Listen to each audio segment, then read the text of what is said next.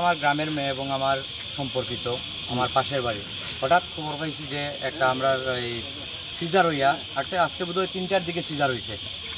রাত্রেবেলা মেয়েটা মারা গেছে। হওয়ার পরে দেখলাম যে এই সিজারের পরে পোস্ট অপারেটিভ রুমে রাখা হয়, সাধারণত রুগীদের বা ওই আইসিইউতে রাখা হয়। এমন কোনো ব্যবস্থাপনা তারা করছে না, জেনারেল ওয়ার্ডে শিফট করছে। তো এটা নিশ্চয়ই একটা অপারেশন রুগীর লাগে অনেক কমপ্লিকেটেড এবং এই ধরনের বিপজ্জনক আশঙ্কা থাকে বললেই এই ধরনের ব্যবস্থা থাকে। ডাক্তার পাইছি না, নার্সেরা জিজ্ঞেসি যে তাইরে পোস্ট অপারেটিভ রুম বা আইসিইউতে এখানে রাখা হইল না। কইছে আমরা এখানে অ্যাভেলেবেল সিটস নাই, সিট ক্যাপাসিটি নাই, এর লাগে আমরা এই জায়গার মধ্যে শিফট করছি। আমি প্রশ্ন করলাম যে যদি অ্যাভেলেবেল সিট ক্যাপাসিটি আসলো না তাহলে তোমরা রেফার করলাই না গেলে? বলছি এটার উত্তর ডাক্তার দিতে পারবো।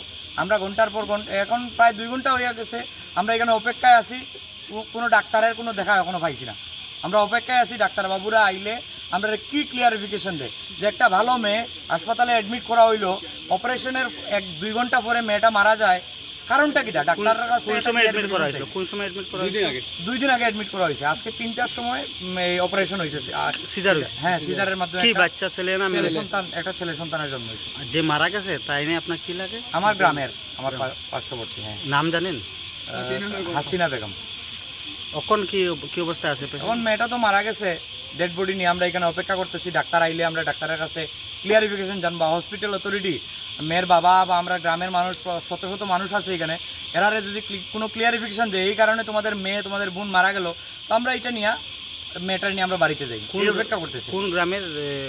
মেয়েটার বাবার বাড়ি ডুপিরবন্ধ, আমার গ্রামে, এবং তার বিবাহ হয়েছে পশ্চিম তিলতই, পালগাঁও গ্রামে, পূর্ব তিলতই। একটা শিশু আছে, তার খাওয়ার ব্যাপার আছে। আমরা বডি লইয়া আমরা যাই মুগিয়া, কিন্তু আগামীতে যে আন্দোলন হইব ধর্মনগর হাসপাতালের এগেনস্টে, হাসপাতাল চত্বরে আমরা কিছু করতে পারতাম না, যেহেতু এখানে রুগী আছে। ধর্মনগরে এমন আন্দোলন হইব, যদি কোনো law and order situation create হয় এটার লাগে দায়ী কিন্তু থাকবেন আপনারা। আমি পরিষ্কার ভাষায় কইয়া দিয়া, ধর্মনগরে স্বাস্থ্য ব্যবস্থা নিয়ে যা চলতেছে মানুষ আর সহ্য করতো না। এটা একজন এমএস তাই যদি কোয়ার্টার থেকে হাসপাতালে আইতে পারে না, 10টার সময় রুগী মারা গেছে, 10টার থেকে এত মানুষ এখানে, তাই এত বড় নবাব হইছে, তাহলে এই আন্দোলন তাই সামাল দিতে হইব। আগামী দিনে যে আন্দোলন হইব